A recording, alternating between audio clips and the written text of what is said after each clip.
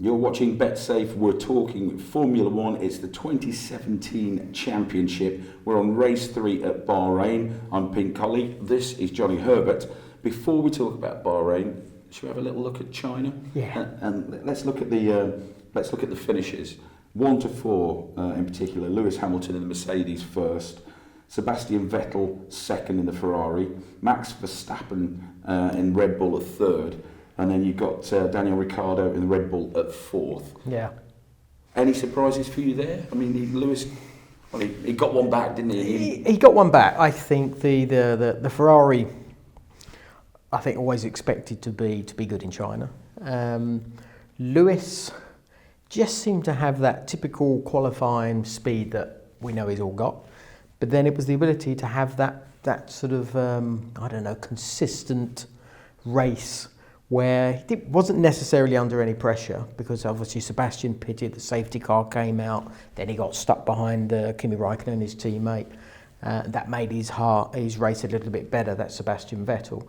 So actually for Lewis sort of had an easy race and was able to win sort of quite comfortably. Sebastian came back fantastically well, I have to say. So that proves that Ferrari is working very, very well. But this is what's going to happen. You know, it's going to be sort of to and fro, I think, during the season, which I think is going to be a good thing. But Ferrari definitely are very, very strong. Kimi is struggling, doesn't seem to be able to get the pace out of the car after everything we saw him do in winter testing, where he ended up being quickest. Went to Australia, didn't happen, had a bit of understeer. Went to China, didn't happen, had the understeer once again. So the performances of Kimi so far, and Ferrari have even started to sort of question that he's got to turn it around. I think he has, for the sake of his career. He's get the job done like his teammates getting the best out of the car. So there's a lot of pressure on Kimi's shoulders again. Can he do it? I don't see any reason why he can't, but he's got to be able to make the car work for him. At the moment, it's working for his teammate. If we look at it at the moment, it's all pointing towards Lewis Hamilton versus Sebastian Vettel. That's what it's looking like this season, isn't it? It is. And we sort of expect it. Now they're going into Bahrain on equal points. We would have thought there'd be a little bit of sort of a clash. But they're up there and going, yeah, well done, you did a good job, you did, thank you very much, you did a good job as well, yeah, thank you very much as well. That's going to change. That whole dynamic's going to be completely different as the season goes on down the line. But it's good actually seeing the drivers have respect for each other. No. Drivers don't listen when they're doing what they do on the racetrack itself, and then they go on the podium and sort of just have that little bit of banter that goes on. To be honest, it's brilliant. I think it's great that they've got that respect for each other. But there will be a point that when those gloves are on and that visor goes down, it will change. And that's what's great, because we're in early stages of the championship. You get 2 races down.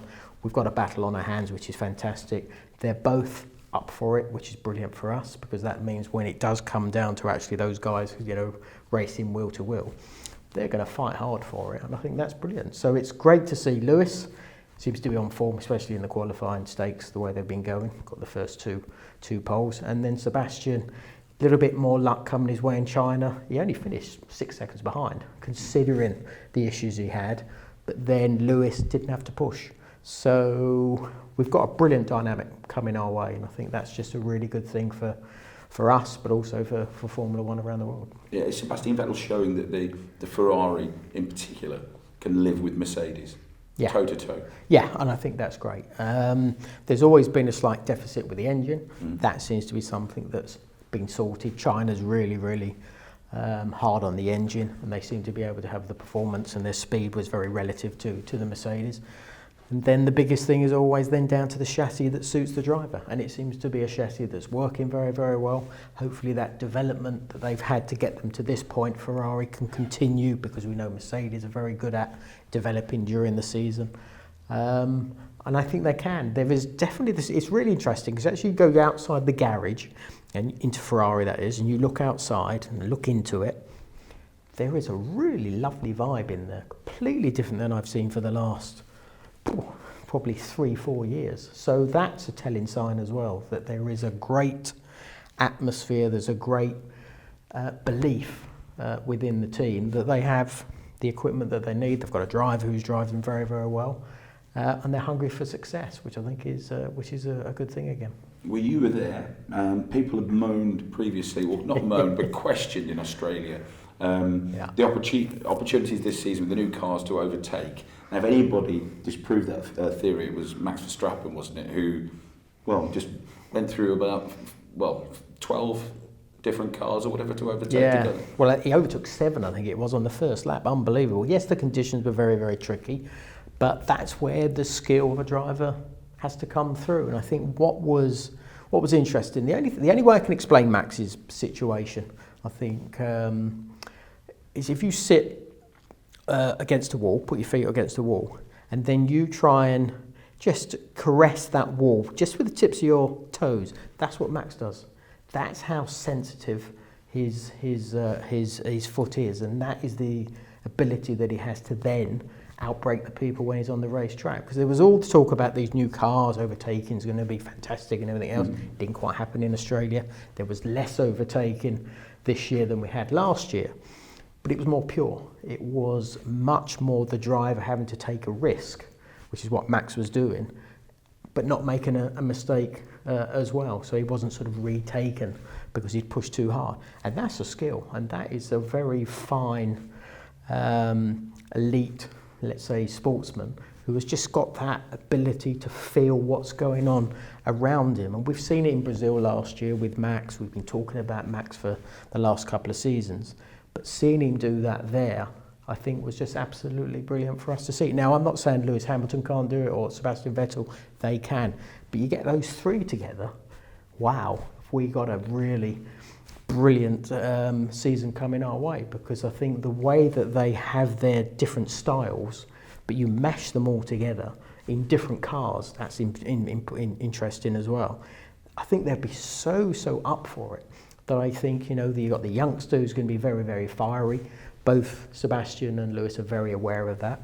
But I think they're up for that fight. But of course, they've got their championship they're fighting for at the same time. So that's where Max showed once again, this really pure, natural ability that he's got, that sensitive sort of balls and ball of the foot and the tips of the toes, the tips of the fingers, sensitivity that you need to have, like Lewis Hamilton, 3-time world champion, and a 4-time world champion in Sebastian Vettel. That's what you have to have. You have to have that ability to do that. So it was brilliant that he started, I think 19th, I think it was, and then came through, and a brilliant race to be under so much pressure from his teammate Daniel Ricciardo, and was able to finish on the podium. So it was a brilliant weekend for him, and a brilliant weekend, I think, for Formula One, because we're still seeing this youngster do these drives that we haven't seen anybody do for a long time. Probably the last time we saw that was someone like Lewis Hamilton a couple of years ago at Silverstone in the wet as well, just having a real sort of dominant performance.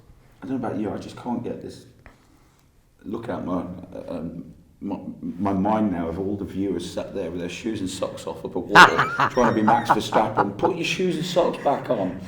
You're not Max Verstappen. Now, let's have a look. Who knows? Ricciardo finishing 4th, you touched on, but that was good at the office for Red Bull then. Yeah, it was, and I think it's not. I think we discussed it before. They're not where they want to be. There is still a lot of work that Adrian Newey and his team have got to sort of do, which is probably going to start to happen really in Barcelona when we're back to Europe.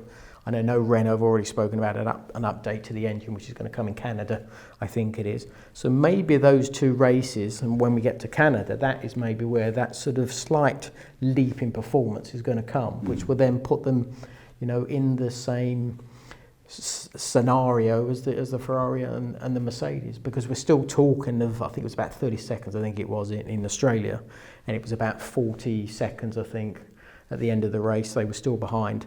In China. It's quite a big chunk of time to find, but they've done it before. They're very, very good and have been very good in the past of sort of developing very well.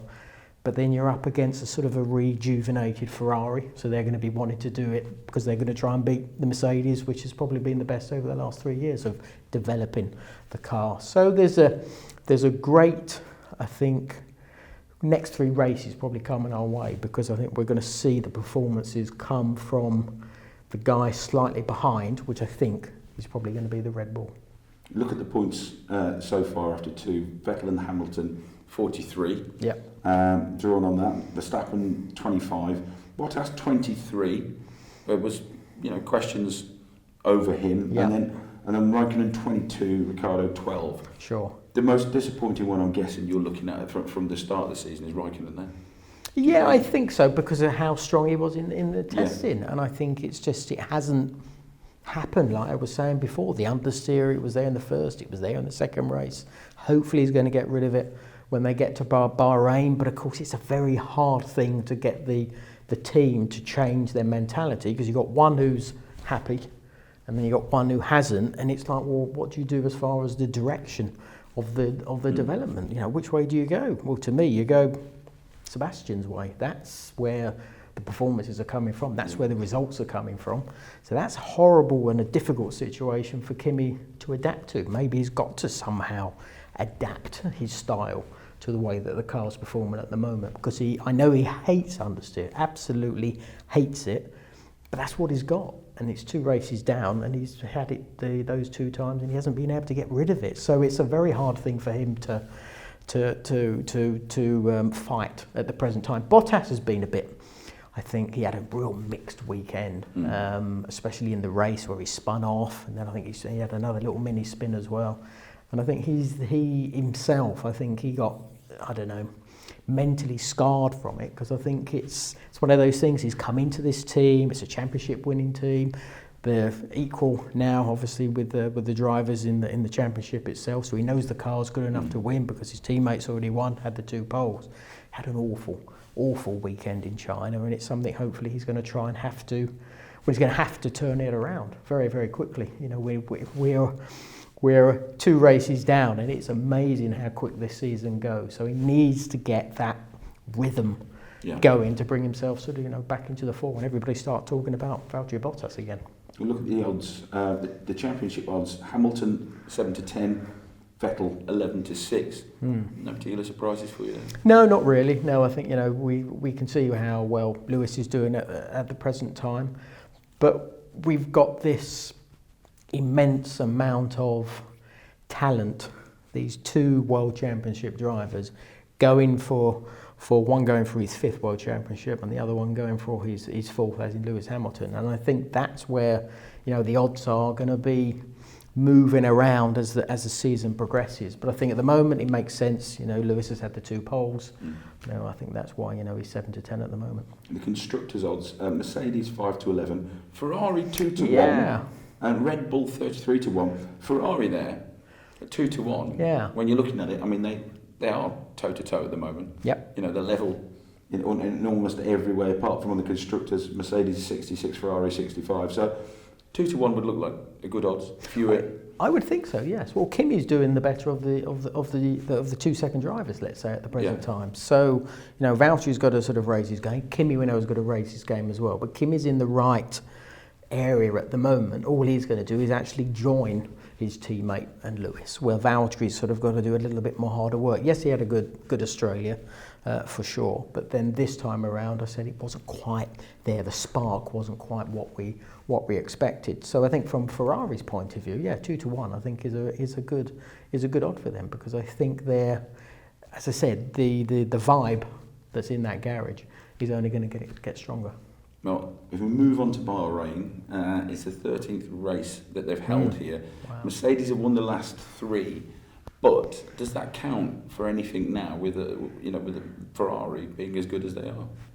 No, that's good, because the last 3 years it's just been a dominant Mercedes. And I remember when we've had some great races there, actually, with 2 years ago, I think it was, where we had both of the drivers sort of racing for the race win after there was a safety car, and they turned up the wick on the engine, and they were about 2.5 seconds faster than any other car on the track. That's vanished. That is not there anymore. We have got an equal speed now with the Ferrari coming into play. So that has just completely wiped out everything that has happened in the last 3 years. Ferrari have actually been quite good in Bahrain, to be perfectly honest. They have a car that soon seems to sort of suit that Bahrain circuit, which then takes me back to Australia, because it's They're similar. They're all very similar. These first three races, except China, they're much faster corners. But when you do Australia and Bahrain, they're quite long turns. And Australia, Bahrain are very, very similar on that. And we saw how well that Ferrari was able to produce the speed in Australia, especially in the race situation. I'm still expecting the qualifying probably to go Lewis's way. But I think in the race scenario, I think we've got a really interesting one there because we don't really know who has got that raw pace, because over the last two races, we have seen a Ferrari in one, then we have seen sort of Lewis and the Mercedes in the other. So we're in a little bit of the unknown, which means they're going to be very, very close, which is great. It'd be interesting to see if Mercedes have learned from the lesson in Melbourne, because strategically they missed out there, didn't they? Will they have learned from that, and will we see that in Bahrain?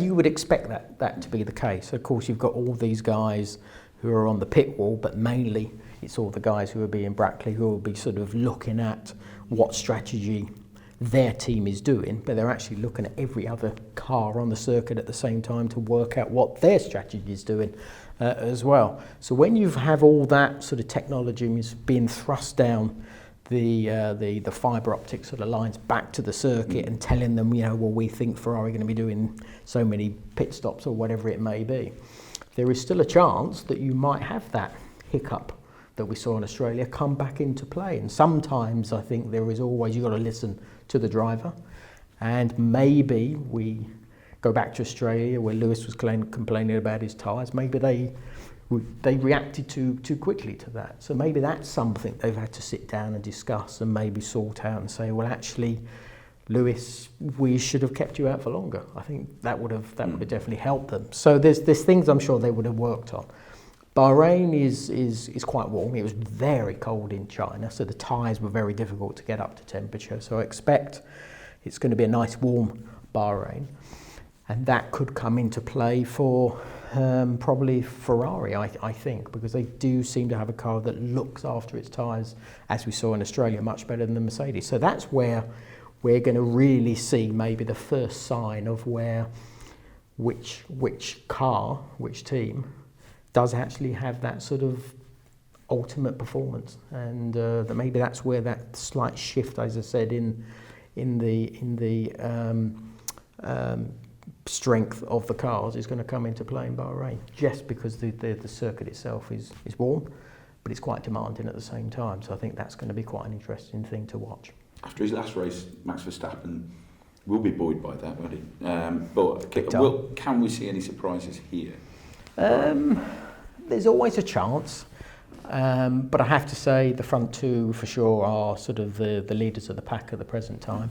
So I would think the only surprise that we're going to probably see come into play from what we've seen so far is Valtteri Bottas, because we haven't really seen him where he needs to be at the sharp end. So he's probably going to be the biggest surprise. Going a bit further back, again, the Williams didn't have a very good weekend in China. Force India is great. They got both of their cars into the points, but they were actually lapped in China, so they're not really where they've been. We've seen Sergio Perez actually do some cracking races in Bahrain, but that was when the tyres used to have a massive amount of degradation. We don't have that anymore. The degradation is very, very small, so there's no real big drop-off.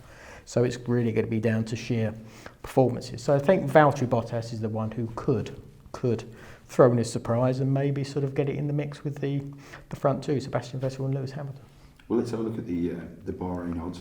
We've got Hamilton evens, probably not a surprise there. No. Vettel 2-1 again, Yeah. Interesting. Raikkonen on 12-1, and Bottas 11-1. Yeah, so there you go. I think they're really going to be the two ones that are going to be the good surprise if they get it together, and I don't see why not. I don't see why probably the strengths of the two, Raikkonen and Bottas, it's going to go stronger, I think, with Bottas, just because I think from his comfort factor in the car that we saw in the race in Australia, he's able to do as good a job as his teammate. So if that comes into play in Bahrain, I think that's where that 11-1 will be not so bad. Just have a look at the pole odds. Hamilton for a 7th consecutive pole, 7-10. Vettel 3-1, which you have to say again would look attractive. Yeah. Bottas 5-1, Raikkonen 12-1 yeah. for the pole. Yeah. At the moment, I'm still going to probably say that I think Lewis is the one who has the edge at the present time. But this is where Formula One becomes interesting, because the shift can really sort of twist very, very quickly. And I said we're going to a track that they've dominated for the last 3 years. No one's been anywhere near them. But then you have this Ferrari that's working very, very well on the type of circuit that it is at the same time. They were quite close in China, to be honest, considering how the circuit is sort of set up. And Bahrain is one of those. It's a bit shorter. There's less corners there, so it might just squeeze the differences between the two lap times of those two cars. And then there may be that slight little twist that might come our way, where Sebastian, Ferrari, will get it right in qualifying, and he won't get that 7th consecutive. But they've got to get it absolutely perfect, I think, to be able to beat Lewis, because Lewis does seem to be on fire at the moment. Brilliant, Johnny. Thank you as ever. We're off to catch on our sleep because we've both been to China this weekend. But you can check out all the odds for practice, qualifying and the race on betsafe.com. And remember, and you remember this, you've got to be in it to win it.